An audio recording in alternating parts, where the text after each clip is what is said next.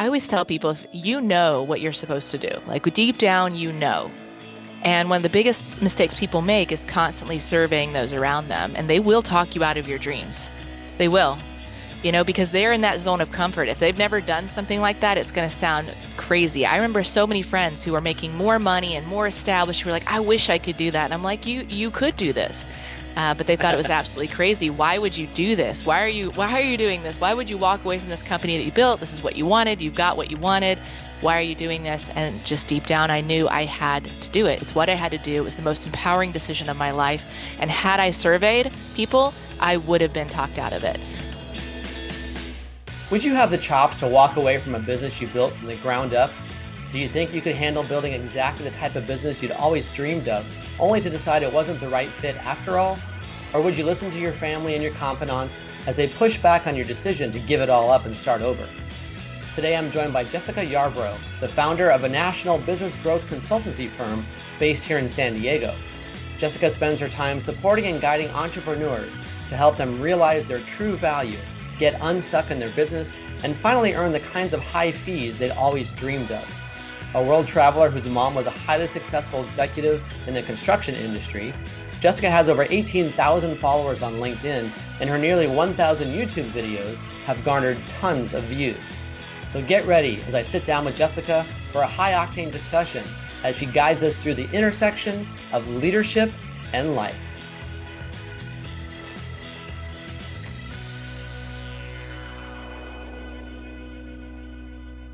Thanks so much for being with us this morning, Jessica. Today, I'm joined by Jessica Yarbrough, who actually is here in San Diego along with me, which is wonderful. So it's nice to have a fellow San Diego resident. Thanks for being here.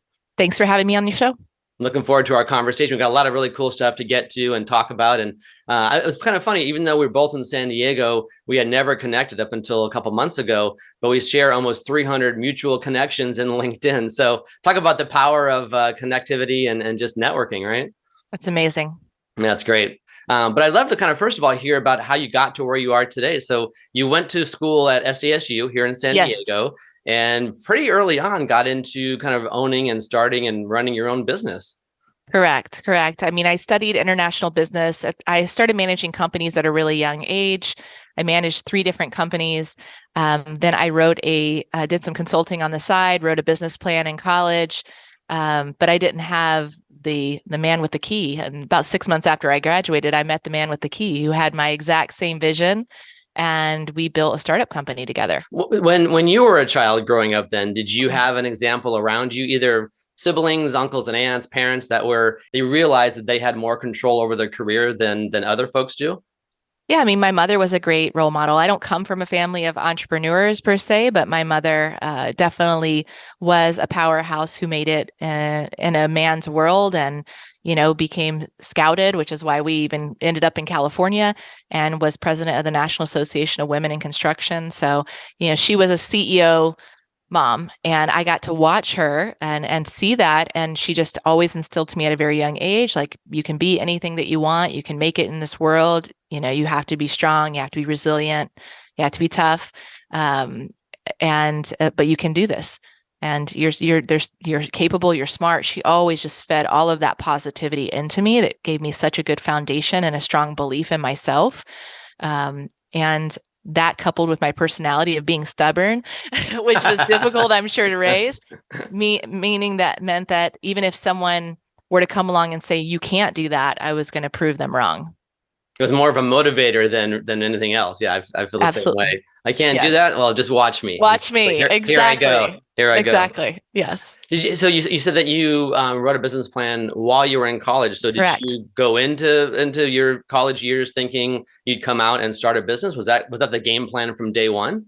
I'm not sure exactly what my game plan was. I mean, I had been in, like I said, management roles, and I worked the entire time I was in college, and then I had done some consulting, so I like that entrepreneurial aspect of it. The business plan came in college. I was not expecting that, so this was like almost a hybrid of that, because I still got the business experience, but it was startup, so it was more entrepreneurial. But I don't know if I actually had a plan where I was going to start my consulting business back up as soon as I graduated. And were you working through college as well, or were you focused Yes. mainly on kind of studies and sports? No, I have worked since I was 16 or maybe 15 years old and have never stopped working. So, I probably work 30, 35 hours a week while going to university. That sounds very similar. I started working when I was age 14. My dad owned a Jack in the Box franchise restaurant, actually several of them. And I started working even before I could legally get a work permit. So Yeah. same kind of thing. I'm right in that same Yes. boat with you. Yeah, absolutely. So And yeah, I and mean, it worked out well. and did you know, or did you have a sense for what type of business it would be, versus, products versus services, marketing versus something more kind of manufacturing focused, those kinds of things? Well, definitely my passion was marketing. I've always been good at going into a company and seeing how we can improve and make things better. And that includes like product development and the marketing of those products. I've done that in every single company I've ever worked for. I studied international business, and the requirement is that you study abroad, which is a big draw for why I did it. And they make you take upper division business courses taught in Spanish. I wanted to master a language, so that was something I did. During my college years, I had several different teachers, professors that inspired me. And one of them actually guided me towards the business that I would actually build, the startup company. She was like, with your background, because I kind of shared my history and the kind of companies I'd managed, she said, you should really look into this. This would be a good thing. So that had already sparked my interest. Same thing with the professors in Spain. So they kind of seeded some of this, and the business plan was born. And then I met the man with the key, and we built a startup company, which was one of the most empowering things I've ever done because it showed me what I was capable of, in terms of growth and building something where, we literally didn't even have desk, like it was ground zero. And it was amazing. And I'm so proud of that experience. However, my life path changed. I got in there and we built it, and I realized, it wasn't what I wanted. I was on the path to burnout. I was exhausted. And a part of my soul, honestly, was like, you need to go off and you need to explore and you need to, because I had already gotten a taste of that, living in Spain and traveling throughout Europe. And, I've gone to Costa Rica and Mexico and things like that. And I went on vacation. I met a friend of mine in Thailand, and I had a spiritual awakening. I was still working at the company, and I realized that I could go down this path and I could continue with this company, and I could very clearly see what my life would look like, whether it was with that company or another one. But another path opened up that showed me a different way of being. And so I made a decision to walk away from that company and sell everything I owned and bought a one-way ticket to Southeast Asia. And I spent 4 years traveling the earth backpacking and took a very huge deviation from the business world plan. That's incredible. I mean, there are a few folks that even have that vision at that young age, never mind actually follow it, right? And that's really impressive that you did that. Did you have a lot of kind of support and counsel from folks around you saying that you either should do it or saying, yeah, this is not the best idea, maybe rethink it? No, I didn't have support. I will tell you that. And it was I always tell people, if you know what you're supposed to do, like deep down, And one of the biggest mistakes people make is constantly surveying those around them, and they will talk you out of your dreams. They will, because they're in that zone of comfort. If they've never done something like that, it's going to sound crazy. I remember so many friends who are making more money and more established who were like, I wish I could do that. And I'm like, you could do this. My parents definitely were not happy about it. I love them. They understand the decision now, but they thought it was absolutely crazy. Why would you do this? Why are you doing this? Why would you walk away from this company that you built? This is what you wanted. You've got what you wanted. Why are you doing this? And just deep down, I knew I had to do it. It's what I had to do. It was the most empowering decision of my life. And had I surveyed people, I would have been talked out of it. And, I don't think I would have been talked out of it forever, but I think I would have delayed doing it for years. And it was the perfect time to do it. I wasn't married. I didn't have kids, it was the perfect time. And it was the deepest journey of self-discovery I've ever done. And it changed my life, and it shaped who I am as a person and how I ultimately run my business today. I'm curious, what a journey or kind of mechanism did you use to figure out it was the right time? Did you have a certain exercise that you went through? Were you journaling for a certain number of months? I mean, what led you to making that, looking at that ledger and thinking, oh, there's a lot more positive here than negative to making this change? How did you make that decision? It was an aha moment in Thailand, and a very long night with two strangers, one who became a good friend of mine, where we talked through it. And it was what I had to do. I mean, I think there was a lot leading up to it. There were a lot of signs leading up to it, but it was the time. And like I said, it was very empowering. I went to Asia. I ended up consulting, doing some consulting there as well. And also became a yoga teacher and said, okay, I'm going to be done with the business world. Taught yoga for years, came back to the United States, moved to Costa Rica, taught there as well, came back. I did a lot of traveling, like I said, and it wasn't until I got pregnant with my daughter that I changed plans again, because I realized in that moment, yes, it was a beautiful life, traveling and teaching, and I am a teacher at heart, but I wanted, as soon as I found out I was pregnant, I wanted stability, and I wanted to create a legacy, and I wanted to create this a whole other vision for my daughter. Sure, sure. And so I just started taking any kind of consulting work I could get. It'd been a couple years since I'd consulted, and I quickly gained momentum. And I remember my daughter was very young, and she was crying, and I left her in the house, and I just set her down for a moment. You have to do that with a newborn. And I remember walking outside and like looking up to the sky and asking God, praying to God, like, is this my path? Because if this is my path, I need a sign. And I'd say a couple weeks later, I signed my first $40,000 or $50,000 contract. So wow. The sign was there. All signs pointed towards go. And it snowballed from there. I just started getting more and more consulting because they kept referring people to me. And all of a sudden, everyone around me was like, how are you doing this? Wait a minute, Jessica, what happened? You were just teaching yoga. Now you're doing all this work as a consultant, and you're making money, and you just like that overnight, it seemed to them. And will you teach us? And that's actually how I started coaching. I had a lot of people saying, teach us how to do this. And I do believe in the old adage, give a man a fish, feed him for a day, teach a man to fish, and feed him for a lifetime. So I transitioned into teaching and have been doing that wholeheartedly ever since, and grew my company to 7 figures from zero. Well, congratulations. That's great. I know there are certainly a lot of peaks and valleys along the way. As is the case with every success story out there. It's amazing, right? But kudos to you for making that and kind of making it happen, but also sticking to that path also. I'm curious, with all the consulting that you do and as many small business leaders that you talk to, as do I, what do you think is the holdup? Why do they get stuck? Why are they not following their path? Why do they think this business might be a hobby? And they have a hard time letting go of that corporate job and that steady paycheck. What do you think holds them back? Well, I mean, part of it is they just don't know what they don't know, right? Sure, it's like, well, some people, it's the golden handcuffs. So if we're talking about still be in the job, that's golden handcuffs. There's an illusion. You can get a pink slip any day. If you want real control in your business, then you can control your income. But for business owners that are established, I work with a lot of people that are former C-suite or senior level directors, VP. A lot of them do not know how to translate that into a successful consulting or coaching business. They don't. There's a lack of awareness of what the market is willing to pay. They are typically undercharging. They're not sure how to effectively kind of codify and pitch their genius, and what does that look like? So they end up doing a lot of different things instead of focusing on the one thing that can catapult them into expert authority. There's just so many unknowns. And if you don't have someone outside of yourself to guide you, it's like you're walking around in a forest lost. Like, you need someone who can be your guide. You need that compass. And I will say every single client tells me 2 things. Well, 3 things really. I could have never done this on my own. I wish I would have hired you sooner, and I wish I would have raised my prices sooner, Sure. Because yeah, that's a good point. Those are all 3 things that hold people back. Yeah.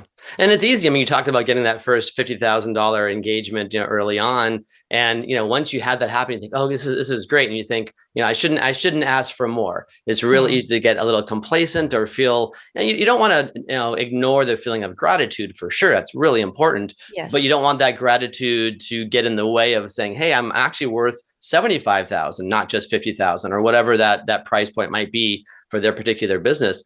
Can you kind of walk us through what you do in your consulting and your coaching, and kind of how you get these folks to realize that maybe their value is higher than what they initially thought? Yeah, absolutely. Well, I look at their background, their experience, and I match that with the most urgent need in the market. Because if we're talking about moving people into selling, quite often where I move them, which is 6-figure packages, we need to find an urgent need, and we need to go after a market that values time more than money, meaning they don't have a lot of time, right? It's urgent, but they have a lot of money to solve it throw at solving their problem. Where a lot of coaches and consultants make the mistake of is they're trying to target people who value money more than time. They don't have a lot of money, but they have a lot of time. And those are the ones that are going to do the DIY and the courses. But for my clients, we're going urgent. We're going time focused people who want it now. And then we codify what is their solution, how they're going to quickly get these people from what I call the valley of pain to that mountain of potential. And we build their solution, which becomes the map, and they become the Sherpa.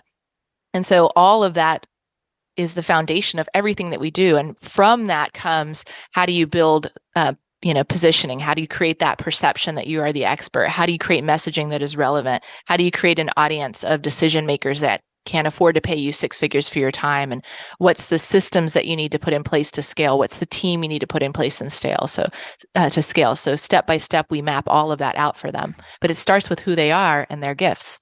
Definitely. Well, and speaking of that, I've been married to a marriage and family therapist for 31 years. And I always joke that, I was her only client for a long time. Now I'm one of several clients, right? But yes. I bring it up because and even in my business as an executive recruiter also, there are so many times where we're talking about the business of hiring somebody or engaging somebody, or how do you engage your employees better? How do you retain your employees?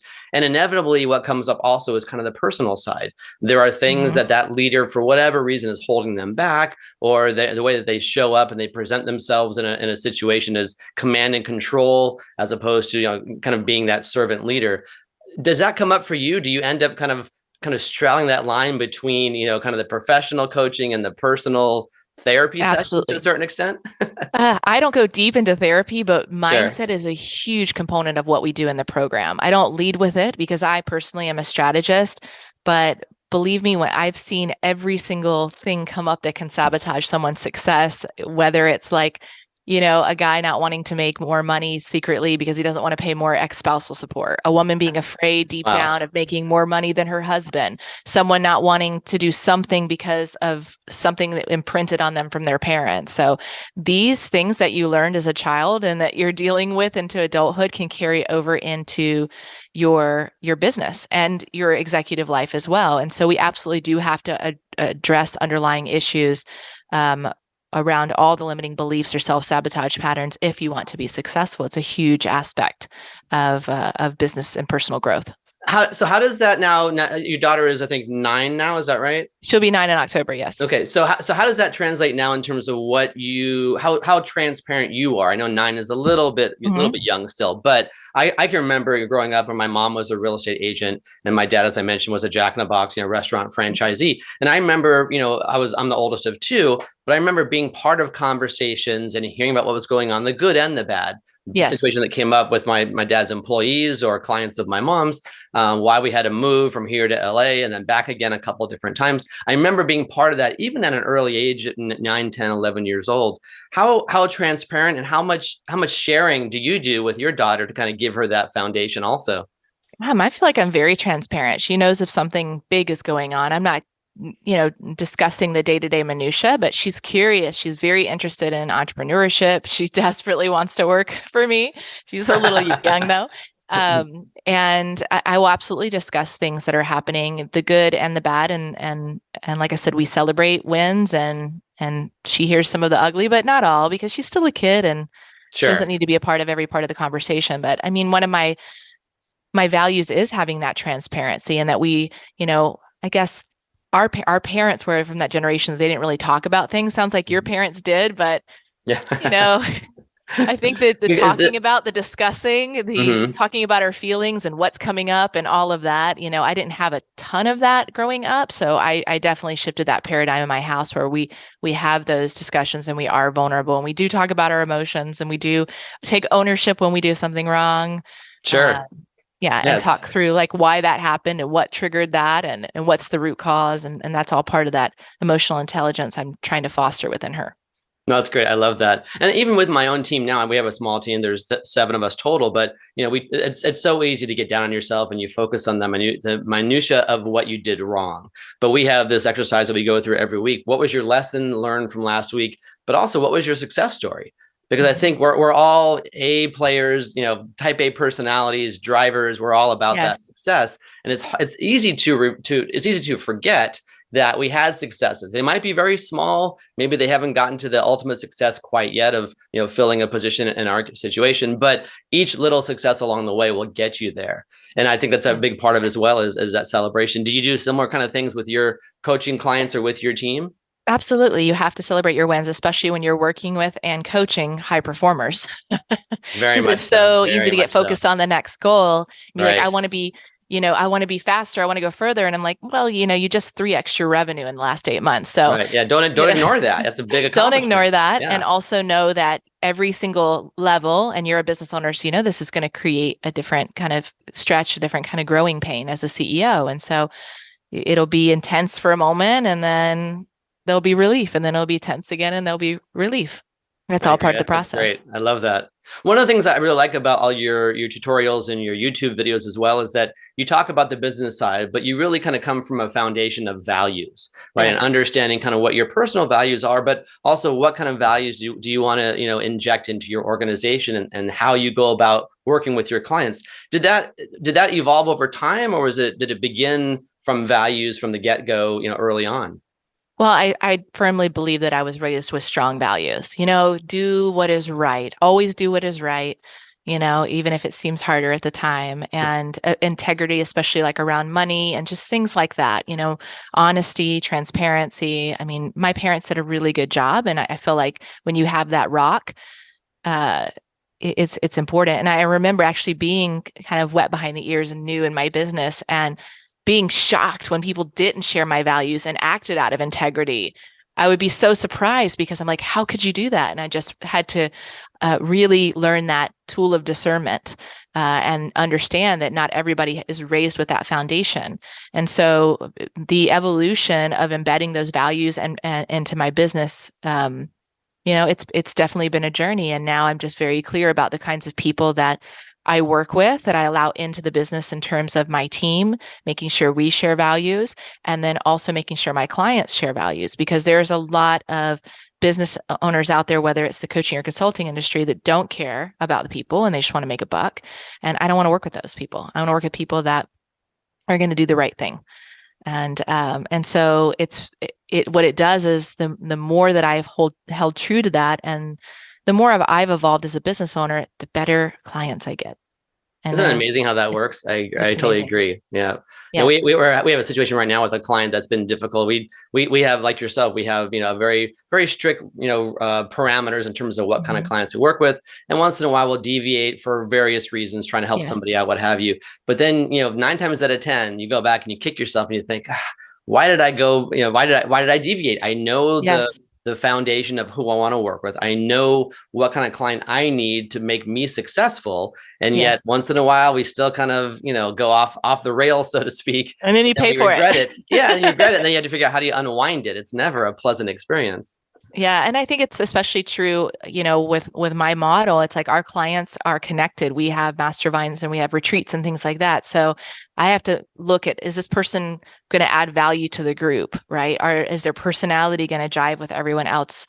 It's really important. In fact, we reject 50 to 60% on average of all applications that come through. So Oh, wow. if you make it through even to a call, and then to the stage of being presented with a potential partnership, like, then you are the minority. Right. And it's because I'm not here just to make a buck. I really want to not only partner with people who share my values, but that I believe I can help, that have the best possible chance of success. I do want to partner with high performers that I know are going to execute, Right. because you got to execute like crazy to get results, period. Exactly. Right. And it's got to be that commitment as well. I mean, it's, I think a lot of Yes. folks come to us as recruiters, maybe similar to you, where they think that we are that silver bullet. If I just Right. hire someone on the outside, all my problems will be solved. And they think they can put the entire burden on our shoulders, when the Right. reality is we're going to guide them. We're going to Correct. fine tune their process. We're going to help them do a better job overall.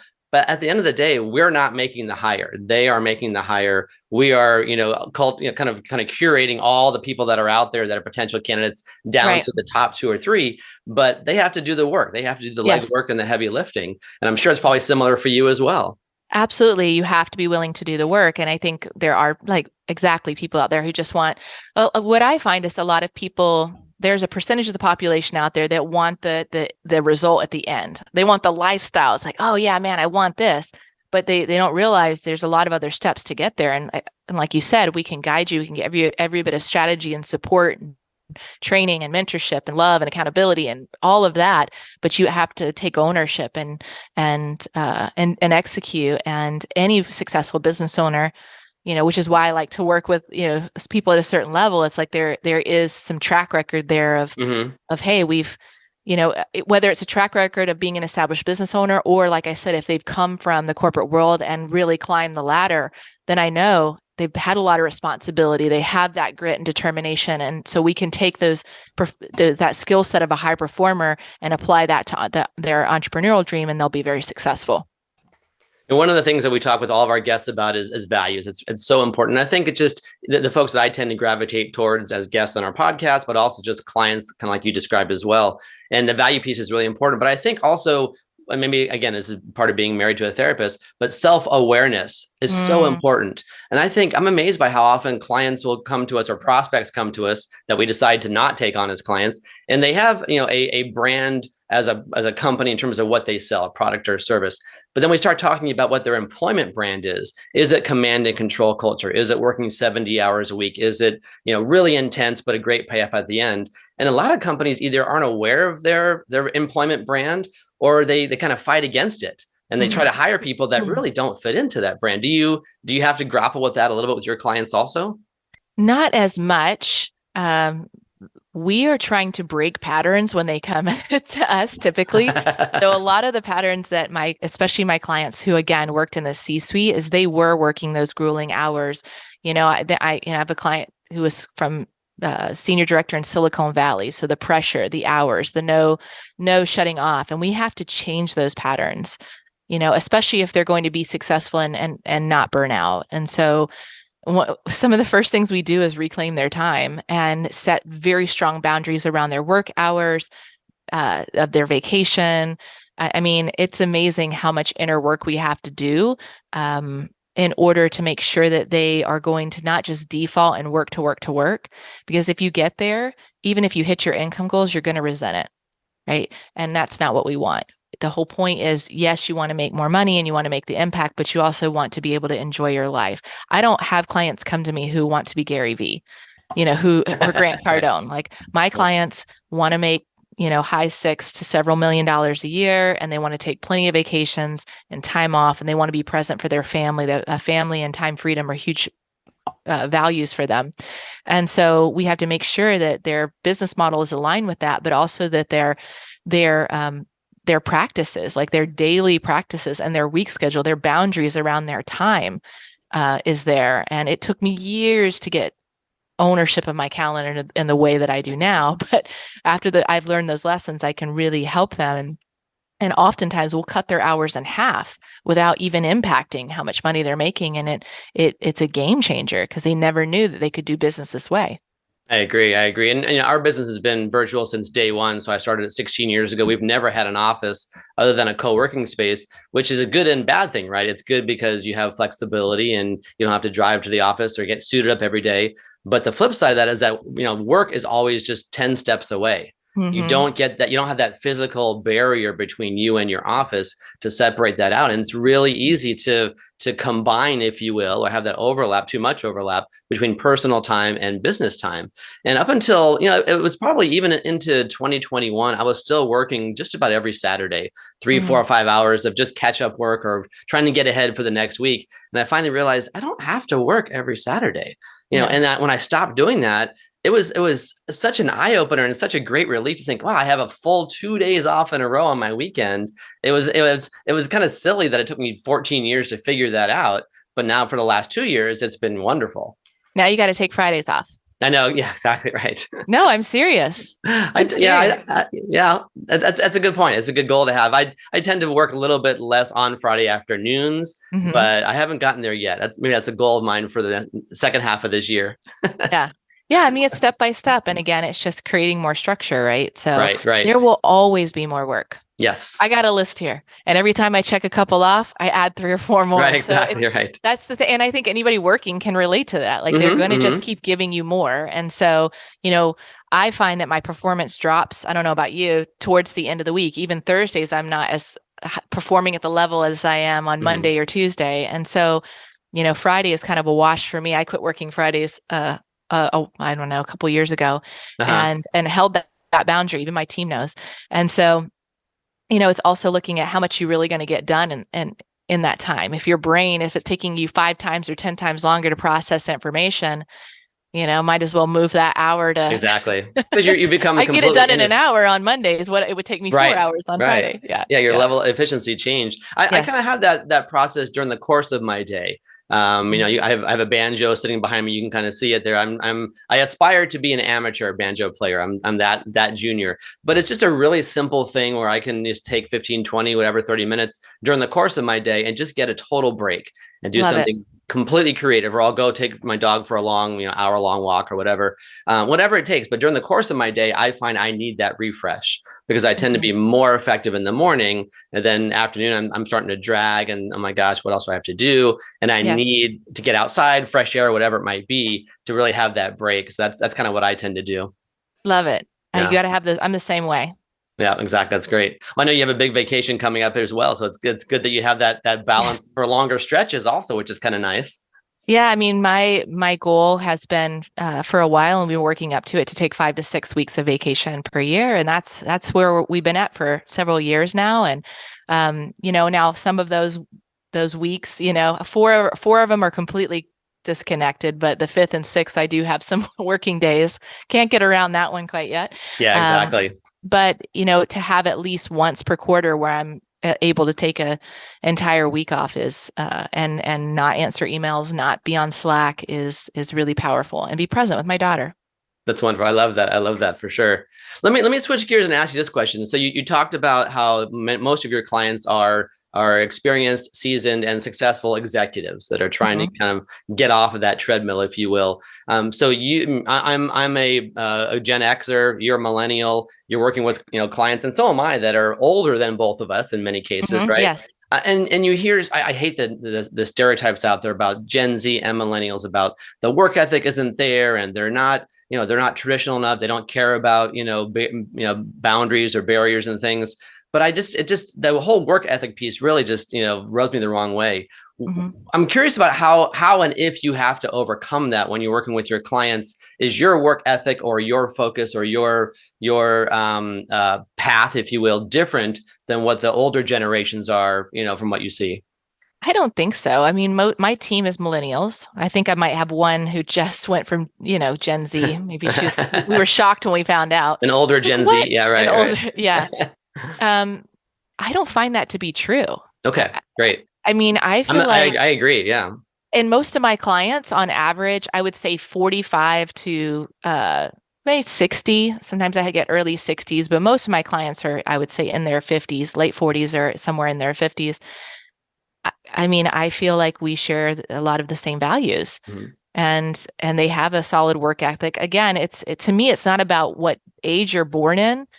It's about whether if you're either a high performer or you're not. Right. Right. There's a lot of lazy people across all generations. So you're either a high performer, which we know is a very small percentage of the population, Hmm. or you're not. And I only work with high performers. So it doesn't come up for me. The only time I ever see um, challenges is sometimes with my clients that are closer to 60. There might be just some challenges around embracing social media, and it doesn't really matter because we hire that out. So we put that person in. That's the only time I really see, but other than that, I feel like it's very similar. I think it sounds and our listeners can't see you right now, but just the passion that you have and the confidence that you have talking about what you do, it's very clear that you have found, like you said, that call and you know what you were supposed to do and you're doing it, which is great. And I'm sure that comes across very clearly and very quickly to your clients also. Well, I think so. The thing about it is I'm a strategist, and strategy is easy and it's fun, right, for me. And so the I fact that agree. I get to work with people that share my values and that I get to do work, I know strategy is not, it's easy and fun for me. It doesn't come easy and fun to everyone. So I recognize that as my genius, and that I get to impact their lives and help them make more money and help them help their clients. And I get paid well for it. Like that's the dream. Mhm. So Exactly. I'm very blessed to have What's found this. speaking of that, what's the next dream for you? Where do you want, not that you have to change, but is there a next thing that you want to get to in the next, 5, 10 years? I mean, where I'm at is where like continue to grow the business. I don't want to, I have no vision of creating an 8-figure business. Let me be clear about that. I know what you have to give up, and I know what my capacity is and where the business can grow and be comfortable. So we'll grow to that level. And, again, that's why you have to enjoy the journey and you have to take time off. Because I know for me, you know, just making more and more and more money, that's not going to increase my life satisfaction. In Right, fact, right, if I grow exactly. so big that I don't have my 5 weeks vacation and I can't take Fridays off and I'm so busy running the machine, then I'm going to start to resent my business. So for me, it's about that balance of, the number of clients I want to serve and how much money I want to make, but also, what allows me to still have the lifestyle and enjoy Southern California, because I'm very clear on what my values are around time freedom as well. I love that. That's great. And I'm the same way. There are we're kind of in the middle of the road in terms of the types of recruiting firms that are out there. Some are just kind of solopreneurs that have one Right. person, maybe two, and they're doing the kind of revenue that you're talking about. Then you have the really big guys out there that are doing, tens of millions of dollars, obviously. And we're in between those two. And I'm Yes. very happy being that. I have an amazing team. And to your point before, I think we're probably very similar. I know that, my expertise and the value that I bring to the table is the strategy, is the ideas, is being the face of the company. And I have an amazing woman, Elaine Rosen, who's been with me since almost the beginning, and she's the tactician, right? Mm-hmm. She's amazing at saying, okay, Ken, I love your 5 new ideas this week, but we're only going to do this one, right? She's really great at codifying and really kind of culling that down to figure out what can we actually execute and execute effectively. Right. And so she's great at the tactical side. I'm good at the strategy side. It's a fantastic, blend and complement of those two. Wonderful. It goes a long way. So Mm-hmm. the one thing I want to ask you before we wrap up here that I ask all my guests is, obviously this is the Practical Optimist, is this podcast and my book as well. I get the practical side from my mom. She was a brilliant woman, a linear thinker, very intelligent in terms of how she went about doing things and making decisions, a little bit less risk tolerant, right? Whereas my dad was the optimist. He was all about the say yes and figure out how to do it later, right? That's kind of his blend, or his genius, as you put it. What would you use? What would you describe yourself as? How do you say this is Jessica and I am this? I'm definitely a visionary and a strategist, right? Like Mm-hmm. I have the ability to hover above a situation at 30,000 feet and have that bird's eye view and see where the gaps are. But then I also am very strategic that I can drill down all the way to ground level and map out the exact step-by-step strategy that's going to get you from point A to point B. And so that's how I would describe myself. And I do. Perfect. Yeah, and I've heard so many great examples of combinations of words, all the folks I've talked to so far. So I appreciate you sharing that as well. There's obviously a lot that you've shared about your business and what you do. How can people get a hold of you? I'm sure you'll have some people that will say, hey, I want to talk to you about Sure. growing my business. How do they get hold of you? Definitely go to jessicayarbrough.com. I have a great guide on the ladder of influence that teaches you the level of influence you need to scale your authority and grow your business. So you can check that out at jessicayarbrough.com/influence. And then, of course, be sure to hit me up on LinkedIn, send me a message, let me know you heard me on the show. I'll accept your invite, and I put out content there every single day. You've experienced some of that, Ken. And so if you want free education, free training, it's there and on my YouTube channel as well. Wonderful. I appreciate you sharing all that wisdom and excitement, and also just kind of sharing your backstory as well. People love to hear the origin stories. So thank you for sharing that as well. Thank you. Thank you for having me on the show.